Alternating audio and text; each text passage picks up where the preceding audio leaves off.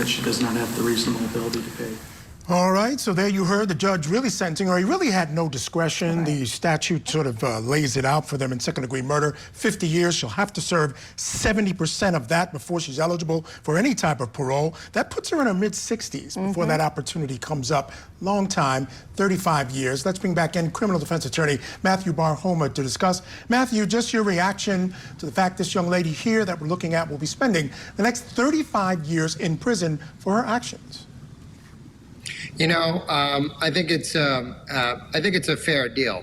If she was convicted under first degree, she would have possibly life without parole. Here, she's going to get the opportunity to fight for her life after 35 years or 70% of the term. So, you know, I think at one point she may be able to see freedom, and it's going to be up to the Board of Parole. So I think that that's a good deal for her. And I just want to reiterate, she did plead guilty, but she told the police, and talking about is this accepting accountability or not, Matthew, she admitted that she gave birth at home on the 24th of February, that she placed the baby in a box. He cried off and on for 2 days. She did not touch him. She did not provide any care for him, and then admitted with her father she put him in a bag, she dumped him in the ditch, and that he was still alive when they did that.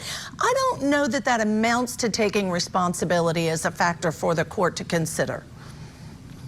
You know, again, I think there's a lot that goes into her psychology, right? And if she was talking to police then and there, I mean, you're talking about close proximity to when this occurred, right? So I think that there's a lot of give and take when it comes to her.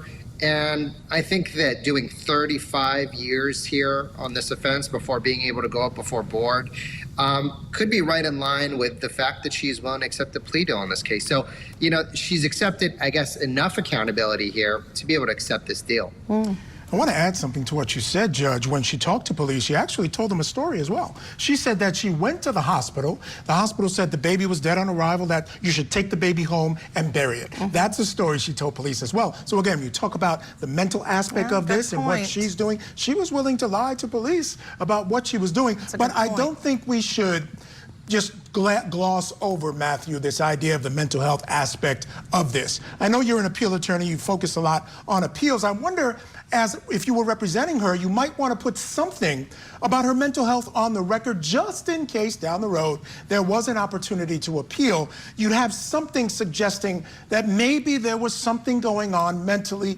whether it's postpartum, whether it was something else with this young lady. Certainly. And not only that, but the only real appeal right she has from here is whether she accepted this plea deal knowingly, voluntarily, and intelligently. And if there are issues that deal with her mental state, that plays a factor. So it certainly is an aspect, and I think it's important to preserve the record on appeal. Is there any opportunity in your mind for any potential charges against the father of the baby? He made a statement that was read, but just in the last 20 seconds. At all viable or no?